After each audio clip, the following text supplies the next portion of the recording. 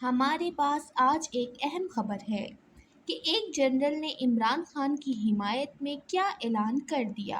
اور یہ کس موقع پر کیا گیا۔ یہ جنرل کون ہے اور کیا انہوں نے کہا ہے، یہ تفصیلات ہم شامل کریں گے۔ اور یہاں میں آپ کو بتاتی چلوں کہ ایک جاسوس بنگالہ کے اندر ایک جاسوس سے جڑی ہوئی خبر ہے۔ ساری خبر ہمارے پاس موجود ہے جس پر ہم تفصیل سے بات چیت کریں گے اور بتائیں گے کہ کیا کیا انکشافات کیے گئے اس جاسوس کی جانب سے اور کس کے لیے جاسوسی کرتا تھا اور اس کے حوالے سے اس نے کیا دینے کا وعدہ کیا گیا۔ اور پھر عمران خان صاحب نے آج ایک انکشاف کیا ہے کہ خان صاحب ایک امپائر کے حوالے سے یہ کہتے ہیں کہ اس گروہ کے ساتھ مل کر کام کر رہا ہے اور اب یہ گروہ کو سرا ہے اور امپائر کی طرف اشارہ انہوں نے کروانا ہے۔ اس پر بھی ہم تفصیل سے بات کریں گے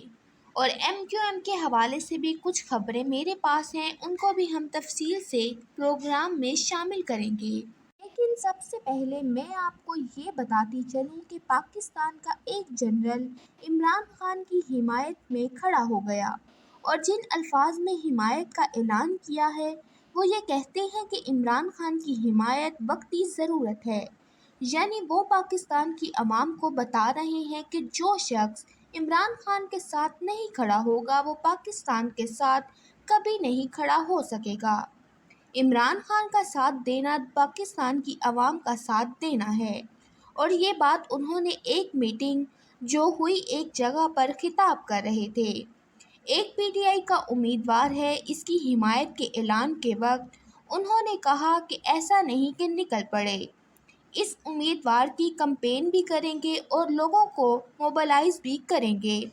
تو بتائیں کہ یہ جنرل کون سے ہیں اور جو حمایت کا اعلان کیا گیا، کیا ان کا بھی جو وعدہ تھا جس طرح سے پوری اپوزیشن نے ان کا کام کیا، یقیناً ایک میسج تو گیا ہوگا جو پاکستان کی عوام کو بھی جا رہا ہے، اس حلقے کو بھی جا رہا ہے اور پھر طاقتور حلقوں کو بھی ایک پیغام پہنچ جائے گا۔ ان جنرل صاحب کے اس اعلان کے بعد، یہ جو جنرل صاحب ہیں نا، کوئی معمولی جنرل نہیں تھے، یہ DGISI تھے۔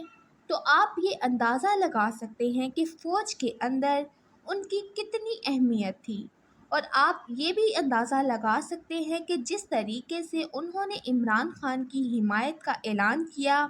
اس سے پتہ چلتا ہے کہ وہ فوج کے اندر اس وقت عمران خان صاحب کی حکومت جس طریقے سے ایک سازش کے ذریعے گرائی گئی، اس کے خلاف کس قسم کا سینٹیمنٹ ہے، اور اسی طرح امپورٹڈ حکومت کے خلاف کس قسم کے جذبات ہیں۔ اب یہ جو جنرل ظہیر اسلام ہیں، یہ میٹور میں رہتے ہیں۔ انہوں نے جس طریقے سے کیمروں کے سامنے، یعنی یہ نہیں ہے کہ کوئی ذرائع ہیں، خبر ہے یا انہوں نے اس کو لیک کروایا ہے یا کسی اخبار کے اندر کسی سورس کو ریکارڈ کر کے کوئی تجربہ لگایا ہے یا کوئی تجزیہ نما خبر لگائی ہو، بلکہ انہوں نے کیمرے کے سامنے عمران خان کے متعلق یہ کہا ہے کہ ان کی حمایت کرتا ہوں، اس وقت ملک کو آگے لے جانے کے لیے بہت زیادہ ضروری ہے۔ اور پھر وہ DGISI بھی ایسے نہیں کہ کوئی 19s کے دور میں ہوں، وہ DGISI رہے جب عمران خان صاحب سیاست میں فعال ہو چکے تھے، کوئی اتنی پرانی بات نہیں ہے۔ اور DGISI کے عہدے پر جو بھی جنرل اس عہدے پر فائز ہوگا، اس کے متعلق پاک فوج کے اندر اور عام طور پر یہی تاثر ہوتا ہے کہ وہ ایک بڑا ہائی پروفائل جنرل ہوتا ہے، اس کا ایک بڑا زبردست قسم کا کریئر ہوتا ہے۔ تو اس پوری صورتحال میں آپ یہ کہہ سکتے ہیں کہ اب جنرل ظہیر اسلام نے بھی ہائیسٹ لیول پر، کیونکہ وہ DGISI بھی رہے تھے، لیفٹیننٹ جنرل کے عہدے سے وہ ریٹائر ہوئے تھے، ہائیسٹ لیول کے اوپر ایسا یہ ظاہر ہو گیا کہ فوج کے اندر بھی عمران خان صاحب کی حمایت کے لیے کس قسم کے جذبات ہیں۔ کیونکہ اگر آپ ٹویٹر دیکھیں گے تو جنرل ہارون اسلم، انہوں نے کنٹینیوسلی ٹویٹ کیے ہیں کہ شہباز شریف کی حکومت کے خلاف، شہباز شریف کو ایک امپورٹڈ حکومت کہا، یہاں تک کہ انہوں نے کہا کہ جنرل ہارون اسلم جو کہ لیفٹیننٹ کے عہدے سے ریٹائر ہوئے تھے، انہوں نے کہا کہ عمران خان صاحب کی حکومت گرانے میں عدالت نے بھی ایک بہت گھناؤنا کردار ادا کیا ہے۔ اس قسم کے الفاظ بھی استعمال کیے گئے۔ آپ دیکھیں کہ جنرل غلام مصطفیٰ وہ بھی لیفٹیننٹ جنرل کے عہدے سے ریٹائر ہوئے، یعنی کوئی معمولی جنرل نہیں ہے، یہ سارے ایسے جنرلز ہیں جو بڑے ہائی پروفائل جنرل تھے، اور ان میں جنرل غلام مصطفیٰ تو ایسے جنرل ہیں جن کا نام خود ISPR نے ریکمنڈ کیا تھا کہ جب کوئی دفاعی معاملات ہوں تو جنرلز کے تجربے کے ذریعے ٹی وی پر آن ایئر کیے جائیں۔ ایک نام جنرل غلام مصطفیٰ کا بھی تھا۔ غلام مصطفیٰ کا ٹویٹر اکاؤنٹ ابھی ہمارے ویورز اٹھا کر دیکھیں تو پتہ چلے گا کہ کس طریقے سے جنرل غلام مصطفیٰ نے ایسے ٹویٹ کیے ہیں کہ امپورٹڈ حکومت پاکستان کو سری لنکا کے حالات کی جانب لے کر جا رہی ہے، بلکہ ایک ٹویٹ میں تو انہوں نے یہاں تک کہہ دیا کہ مشکلات کو بلیک ہول کی طرف دھکیل دیا جا رہا ہے۔ یہ امپورٹڈ حکومت شہباز شریف کو پاکستان کو بلیک ہول میں دھکیل رہی ہے۔ ظاہر ہے سب ویورز کو بلیک ہول کا پتہ تو ہوگا، اور جن کو نہیں پتہ میں ان کو یہاں پر مختصر طریقے سے بتاتی ہوں۔ یہ جو کہکشاؤں میں ہماری ایک یونیورس ہے، اس میں بلیک ہول کی گہرائی کا کوئی اندازہ نہیں لگایا جا سکتا کہ اس کے اندر کتنی گہرائی ہے، اور ہم ہر چیز کو بلیک ہول میں کھینچ لیتے ہیں گریوٹی کے ذریعے۔ اس کے مقابل انہوں نے ایک تفصیل پیش کی ہے کہ پاکستان کو اتنے مشکل حالات میں ایک امپورٹڈ حکومت دھکیل رہی ہے۔ پھر آپ دیکھیں گے کہ جنرل اعجاز امان وہ کس قسم کے بیانات دے رہے ہیں۔ باقاعدہ ٹی وی پر آ کر بھی انہوں نے ٹویٹس بھی کیے ہیں، تو اس کا مطلب یہ ہے کہ یہ جو سارے جنرلز ہیں جو کہ اب ڈسپلن کے بھی پابند نہیں، اگرچہ ان جنرلز میں کچھ کو پیغامات پہنچائے گئے اور خود جو ISPR کی ایک سٹوری تھی، کچھ نے اپنے اوپینینز کے اوپر اس طرح نظر ثانی کروایا کہ وہ اب اپنے اوپینینز کا اظہار کھل کر نہیں کر سکیں گے، یعنی ٹویٹس وغیرہ نہیں کریں گے، بیانات نہیں دیں گے، ٹی وی پر آ کر بات چیت نہیں کریں گے۔ اس طرح جنرل امجد شعیب نے بھی سارے لوگ اس وقت عمران خان کے خلاف ٹویٹس وغیرہ نہیں کریں گے، بیانات نہیں دیں گے، ٹی وی پر آ کر بات چیت نہیں کریں گے۔ اس طرح جنرل امجد شعیب بھی ہیں،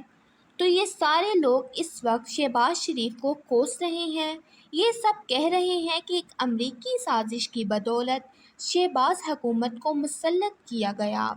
یہ سارے جنرلز تو لحاظ سے ہو سکتے ہیں، اور اہم بات یہ ہے کہ یہ سارے جنرلز ہی کوئی اسکول آف تھاٹس کے مالک نہیں، نہ ہی ان کا کوئی تعلق ہے سوشل کلب سے، اور یہ ایک سوشل کلب کا حصہ بھی نہیں، یہ مختلف اسکول آف تھاٹس سے تعلق رکھتے ہیں۔ ان سب کی یہی رائے ہے کہ عمران خان کی حکومت کو گرا کر پاکستان کے ساتھ بہت زیادتی کی گئی۔ ایک بڑا اہم نام جو ابھی مجھے یاد آیا ہے وہ جنرل لودھی کا ہے۔ اب دیکھیں کہ جنرل لودھی بھی لیفٹیننٹ جنرل کے عہدے سے ریٹائر ہوئے ہیں،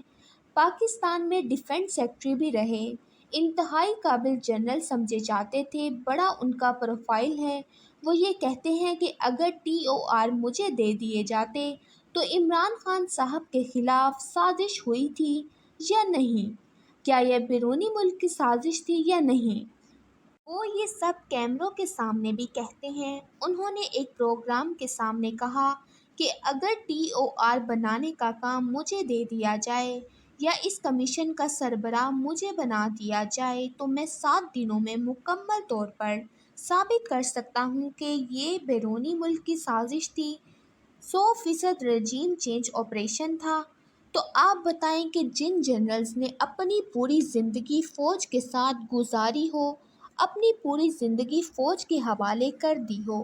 وہ کس طرح سے غلط بیانی کر سکتے ہیں، وہ بھی ایسے معاملات پر جس میں فوج کی جانب سوال کرتے ہیں۔ فوج سے بھی اور اداروں سے بھی لوگ سوال کرتے ہیں، تو آپ یہ کیسے کہہ سکتے ہیں کہ یہ ایک مہر ثابت ہو چکی ہے۔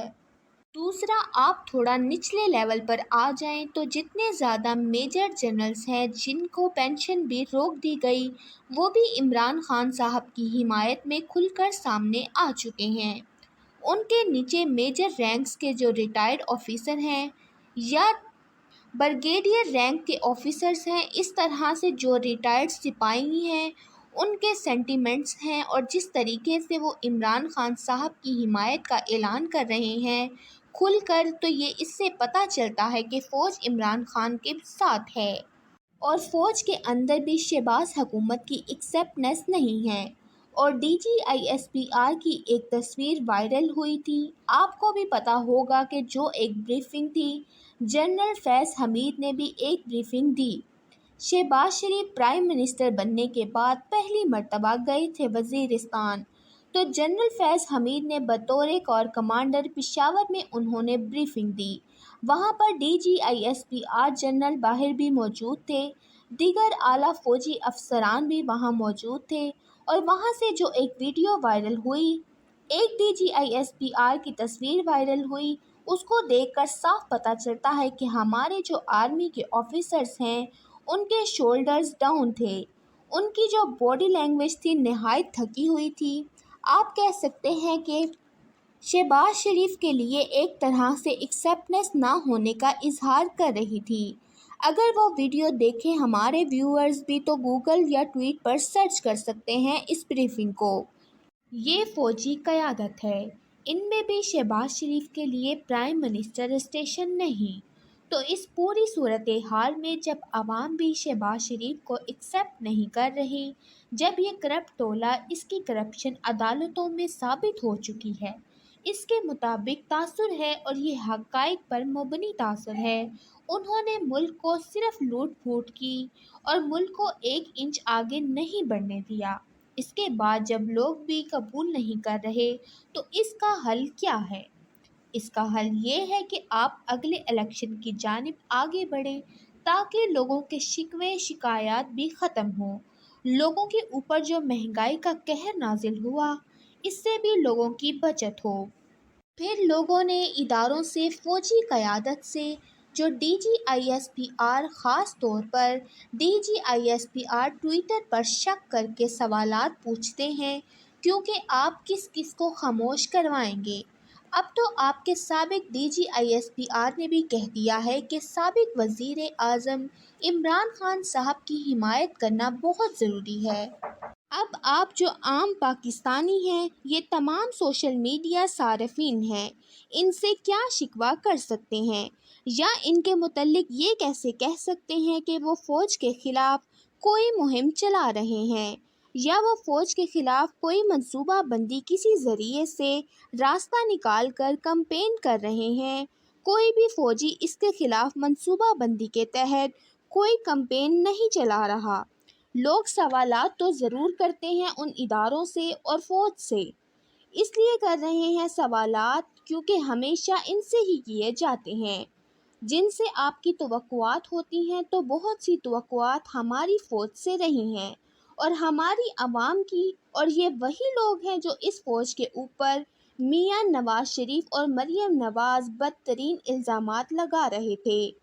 اس فوج کو عالمی سطح پر کمزور کر رہے تھے۔ اس فوج کے خلاف ہاشمی صاحب، جنرل راحیل شریف نے کہا تھا کہ تاریخ تو بدترین سازش کر رہی ہے نون لیگ کے خلاف، یعنی پرویز رشید نے طارق فاطمی سے میاں نواز شریف کی حکومت میں کی تھی، پھر جنرل باجوہ نے آ کر طارق فاطمی کے خلاف کارروائی کروائی تھی، اور جنرل باجوہ آرمی چیف تھے۔ چیف جنرل آصف بطور D G I S P R inquiry کا نوٹیفیکیشن جاری کر رہے تھے۔ اس پر مشہور زمانہ نوٹیفیکیشن ایجنڈا کا ٹویٹ سامنے کیا۔ آپ کو یاد ہوگا کہ اس وقت آرمی چیف کون تھا؟ آرمی چیف تھے جنرل قمر جاوید باجوہ صاحب۔ اس وقت فوج army chief general Qamar Javed Bajwa کی زیر صدارت اور ان کی زیر قیادت اس بات پر مطمئن نہیں تھی۔ فوج کے خلاف جو چیزیں لیک ہوئی وہ سازش کے تحت ہوئی تھی۔ اس کی تحقیقات نہیں ہوئی تھی، اس لیے ٹویٹ کر کے باقاعدہ اس کی تحقیقات پر ضد کیا گیا تھا۔ جن لوگوں نے سازشیں کی فوج کے خلاف، جو کرپٹ بھی تھے، جو عوام کو پسند سے ملی تھی، اور پھر سارے آپ کو اس وقت سر فہرست جواب دیے جائیں گے۔ زیادہ تر لوگ یہی چاہتے ہیں کہ فوراً الیکشن ہو، تو پھر کیا وجہ ہے، کیا خوف ہے؟ وہ بتاتے کیوں نہیں کہ اگلے الیکشن کی جانب یہ امپورٹڈ حکومت بڑھتی جائے گی، یا جو ہمارے فوجی اسٹیبلشمنٹ میں ہیں یا فوجی قیادت پہ ہیں، ان کے الیکشن کے لیے کیا اثر و رسوخ ہوگا اور کیا استعمال کیا جائے گا۔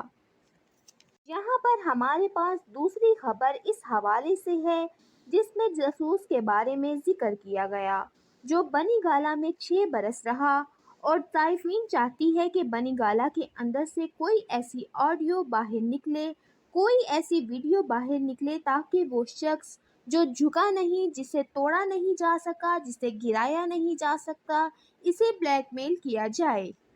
شخص کے خلاف پلان کیا گیا جو ڈیولپمنٹ ہوئی تھی، وہ کل اسے پکڑ لیا جائے گا، اور پھر ہم نے یہی دیکھا کہ میڈیا کے سامنے بھی پیش کر دیا گیا، کیونکہ بعض لوگ یہ کہہ رہے تھے کہ شاید کوئی ایسا کردار موجود نہیں، اور شاید یہ شہباز گل صاحب کا ہی کوئی سوچا ہے جو چھوڑا گیا ہو، اور پاکستان کے ایک آدھے میڈیا نے اسے رپورٹ کیا۔ باقی میڈیا نے اسے رپورٹ نہیں کیا کہ بنی گالہ کے اندر 6 برس کیا ہوتا رہا۔